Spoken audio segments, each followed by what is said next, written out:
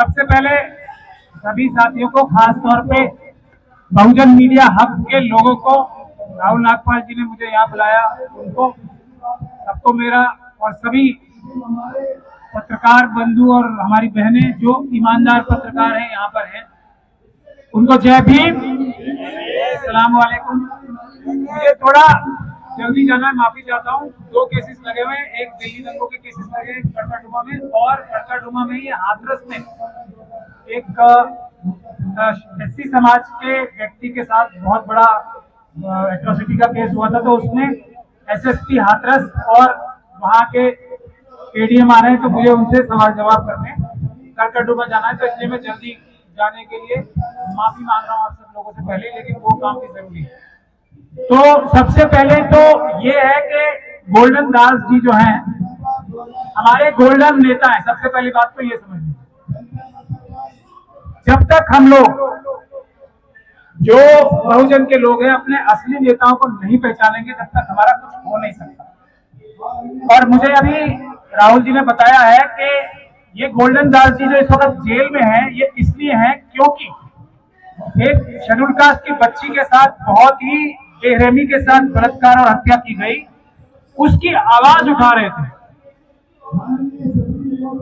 तो ये जो आवाज उठा रहे थे, ये भारत के संविधान जो कि बाबा साहब डॉक्टर भीमराव अंबेडकर ने बनाया था,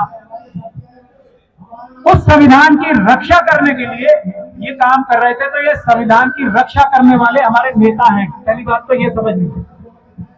जो SC/ST एक्ट है, SC/ST एक्ट धारा 15A के तहत ये सभी समाज सेवकों की, सभी वकीलों की, सभी NGOs की ये जिम्मेदारी लगाता है कि अगर किसी शेड्यूल कास्ट या शेड्यूल ट्राइब के व्यक्ति के साथ या महिला के साथ कोई भी अत्याचार होगा, तो सामाजिक कार्यकर्ताओं से वो मदद मांग सकता है। और सामाजिक कार्यकर्ता, वकील, NGO ड्यूटी बाउंड है, यानी कि उनका कर्तव्य बन जाता है कि उनकी हेल्प करें।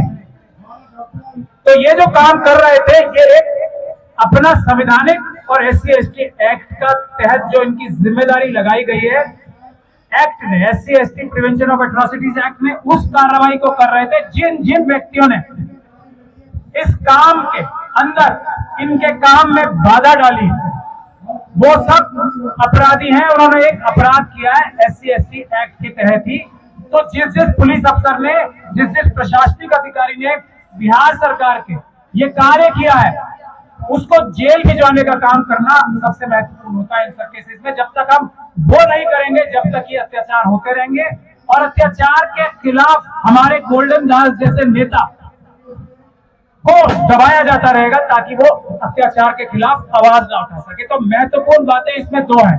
ये हमारे नेता हैं और ये एक संवैधानिक कार्य कर रहे थे। जिन लोगों ने इनको जेल में भेजा है, उनको जेल भिजवाने का काम हमें करना है। ये होनी चाहिए हमारी लड़ाई।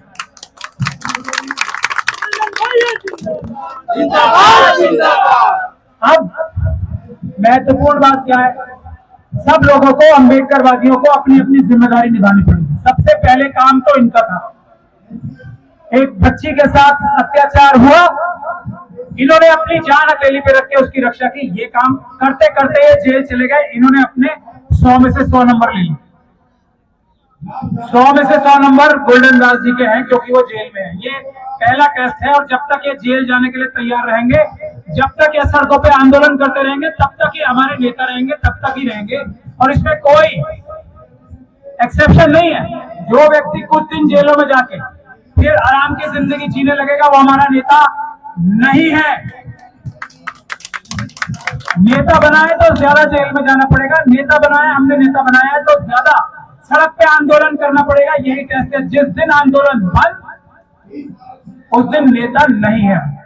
ये एक हमें टेस्ट बनाना पड़ेगा। दूसरा, मैं आपको परमानेंट सॉल्यूशन बता रहा हूं। दूसरा, इनकी जिम्मेदारी गोल्डन दास जी की समाप्त हो गई है। 100% निभा रहे हैं और निभाते रहेंगे, क्योंकि ये जेल जाने को तैयार। दूसरी जिम्मेदारी, जो ये बहुजन मीडिया हब है, प्रेस की दूसरी जिम्मेदारी होती है। वो बहुजन मीडिया हब ने भी, बहुजन समाज की जो ये मीडिया या खड़ी है, जो ही मीडिया, ये आप ही लोग हो। बाकी ये टीवी चैनल वाले, ये सब बेईमान लोग हैं, क्रिमिनल्स हैं, ये मीडिया नहीं है। आप सब लोग अपना फर्ज निभाने के लिए यहाँ जंतर मंतर पे ये मीटिंग बुलाई है आपने, आपने भी अपना फर्ज पूरा किया, लेकिन अभी फर्ज ये पूरा नहीं हुआ है। इस मुद्दे को ना सिर्फ गोल्डन दास जी के बल्कि उस बच्ची के मुद्दे को भी उसके अंजाम तक पहुंचाने की जिम्मेदारी मीडिया के लोगों की है। तब तक इस बात को लोगों को भूलने ना देना। उसके बाद आती है हमारी जिम्मेदारी, वकीलों की जिम्मेदारी, कि अदालतों में न्याय दिलवाने की जिम्मेदारी बहुजन समाज के वकीलों की है। एक बार फिर रिपीट कर रहा हूं मैं, बहुजन समाज के वकीलों की है, ये काम भी है हमारा, और इसीलिए मैं यहाँ पे सड़क पे भी हूँ। लेकिन जो बहुजन समाज का वकील अपने आप को वकील बोलता है, सुप्रीम कोर्ट, हाई कोर्ट और पता नहीं कहाँ कहाँ के वकील है सब, अगर वो इन केसेस में आगे बढ़ के अपनी जान हथेली पे लेके काम नहीं करते, सिर्फ सड़कों पे आके भाषण देते हैं, जो काम मैं अभी कर रहा हूँ, तो वो भी अपना काम पूरा नहीं करेंगे। अदालतों में इन केसेस को करने वाले लॉयर्स हमारे पास नहीं है। बहुजन समाज के लॉयर्स को ही ये जिम्मेदारी निभानी पड़ेगी, क्योंकि बहुत कम होते हैं जो बहुजन समाज के लॉयर नहीं होते और वो ईमानदारी से हमारा केस करते हैं। ये एक बहुत महत्वपूर्ण बात है।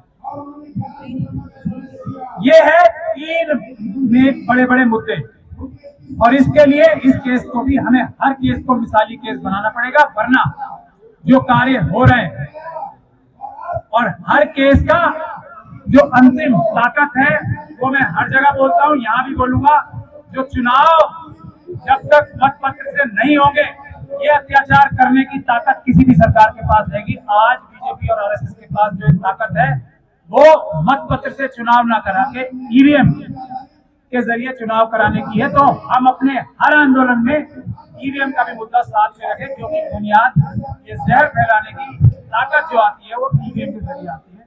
मुझे यही आपसे कहना है। आप कुछ लोग अगर सवाल पूछना चाहते हैं तो पूछ लें। अगर हाँ, एक बात और मैं बोल रहा हूँ, जैसा अभी राहुल जी ने कहा था, नाथपाल जी ने, अगर ये मेरे पास आते हैं, ये वकील बनाते हैं गोल्डन दास साहब, तो जेल जाने की जो तैयारी है, जो SC/ST एक्ट में जिम्मेदार किसे बनाया गया है, इस प्रकार की जो वो बच्ची के साथ एट्रोसिटी हुई थी, उसमें चीफ मिनिस्टर तक को भी जिम्मेदार बनाया गया है। जो रूल 16 है, उसमें जो मॉनिटरिंग कमेटी बनती है, उसमें चीफ मिनिस्टर हेड करते हैं उसमें वहां के मेंबर ऑफ पार्लियामेंट, उसमें वहां के चीफ सेक्रेटरी, उसमें वहां के होम सेक्रेटरी होते हैं। तो ये इन सभी लोगों को अदालत में खींचने का काम हम करेंगे, अगर इसमें जैसा राहुल नागपाल जी बता रहे हैं कि अगर वो मुझे वकील करेंगे, और यही काम जिसे भी वकील किया जाए उस केस में, रेप और मर्डर के बच्ची में, तो उसको उन सभी लोगों की जिम्मेदारी है, उन सभी को अदालत के कटघरे में घसीटने का काम वहां के लोकल वकीलों को करना चाहिए। यही मैं कहने आप लोगों के बीच में आया था। जय भीम, जय भारत, जय संविधान।